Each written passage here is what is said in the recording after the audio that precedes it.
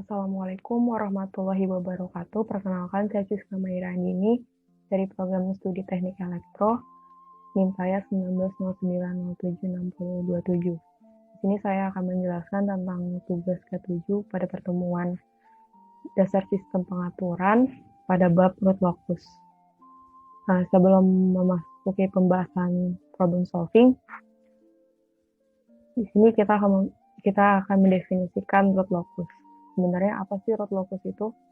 Root locus atau letak kedudukan akar merupakan salah satu metode yang ampuh untuk merancang dan menganalisis sistem kendali berumpan balik. Metode root locus digunakan untuk meneliti perilaku sistem dengan parameter sistem berubah pada lingkup tertentu. Misalnya perubahan parameter penguatan K. Dalam analisis sistem, penguatan K dipilih sedemikian rupa agar sistem stabil serta memberikan respons seperti yang diinginkan.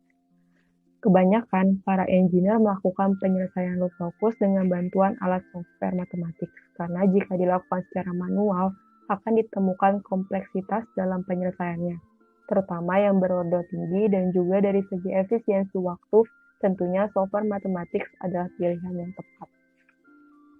Dari soal berikut, kita disuruh untuk menyelesaikan permasalahan dengan 3 poin. Yang poin A, buat sketsa kedudukan akar sebagai fungsi dari gain lob K1, K2. Yang B, tentukan gain K2 yang diperlukan untuk menghasilkan akar dengan zeta 0,707 saat pesawat dalam kondisi jelajah sedang. Dan yang C, dengan gain K2 seperti yang ditemukan di bagian poin B, tentukan zeta dari akar ketika gain K1 dihasilkan dari kondisi penurunan cahaya. Oke, kita langsung aja masuk ke pembahasan. Sesuai dengan diagram blok pada soal tersebut, maka didapatkan fungsi alih lob tertutup sebagai berikut. YS per RS adalah sebagai berikut. Ketika fungsi alihnya sudah didapat, maka akar-akar persamaan karakteristiknya akan memenuhi persamaan berikut ini. Yaitu 1 plus buka kurung 10 K1 K2 dalam kurung tau kali S plus 1 dalam kurung S plus 2 kuadrat dibagi S plus 10 kuadrat S plus 100 dalam kurung S kuadrat plus 2 zeta omega NS ditambah omega N kuadrat sama dengan 0.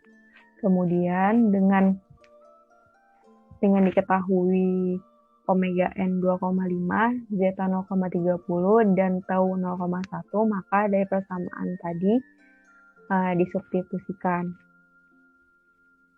Maka akan didapat yaitu S plus 10, S plus 100, S kuadrat plus 1,5S plus 6,25 plus K1 K2 S plus 2 kuadrat sama dengan 0. Kita akan jadikan ini menjadi persamaan 1.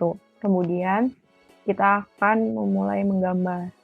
Untuk memulainya kita akan mencari poles dan zero terlebih dahulu. Zero-nya adalah min 2 yang didapat dari S plus 2 kuadrat.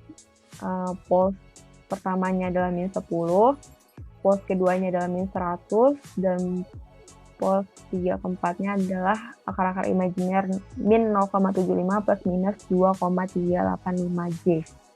Kemudian mencari perpotongan azimut yang akan didapatkan min 53,75. Kita akan mulai mensketsakan, yaitu zeronya adalah min 2, X adalah poles, di mana min 0,75, min 10, dan min 100.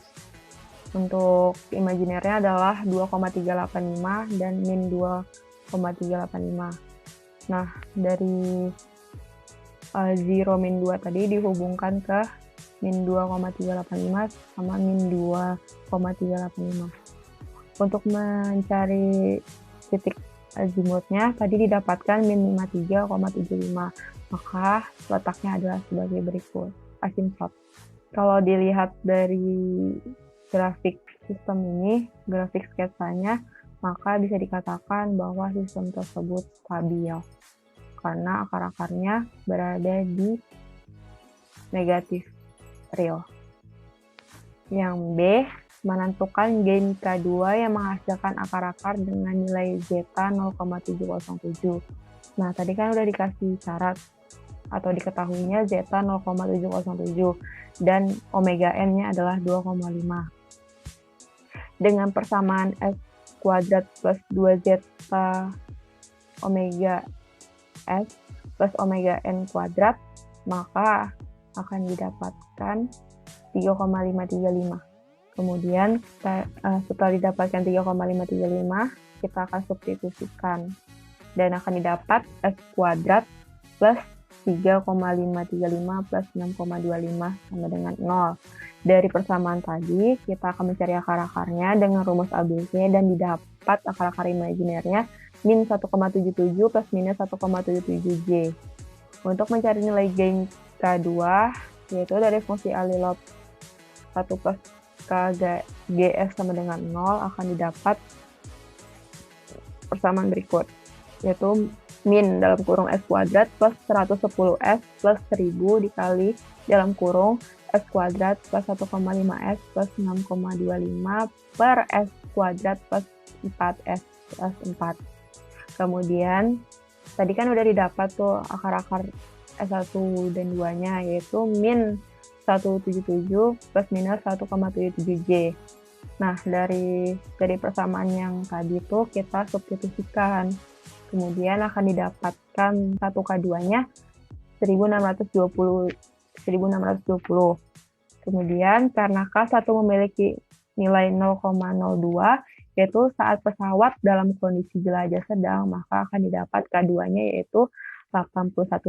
Didapat dari 1620 dibagi 0,02. Kemudian untuk poin C, di mana kondisi penurunan cahaya yaitu K1 sama dengan 0,2, kita disuruh mencari nilai zeta-nya. Yaitu, kan tadi udah didapat tuh persamaan K2 dari poin B yaitu 81.000.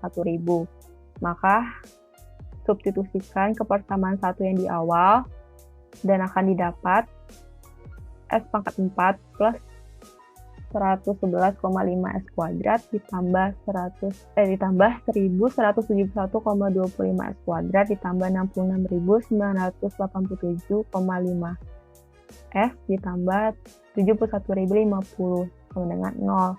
Untuk mencari akar-akarnya, dari persamaan tadi akan didapat min 54 plus minus 119J, yaitu dengan keterangan beroscilasi tinggi, dan akar ketiga keempatnya yaitu min 2 plus minus 0,6J, yaitu dengan keterangan diabaikan.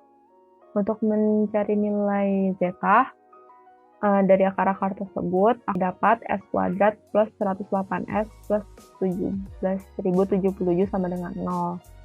Maka untuk mencari omega n kuadrat, yaitu omega n kuadrat sama dengan 17.077, di mana omega n-nya akan didapat 130,67. Setelah itu mencari zeta, maka kita substitusikan hasil tadi yaitu 2 zeta omega n sama dengan 108 dari persamaan yang tadi. Kemudian akan didapatkan zeta 0,413. Selesai. Sekian dari penjelasan saya, semoga dapat dipahami. Mohon maaf bila ada kesalahan kata dan agak sedikit membingungkan. Terima kasih telah menonton video ini. Sampai jumpa di video selanjutnya. Dadah. Assalamualaikum warahmatullahi wabarakatuh.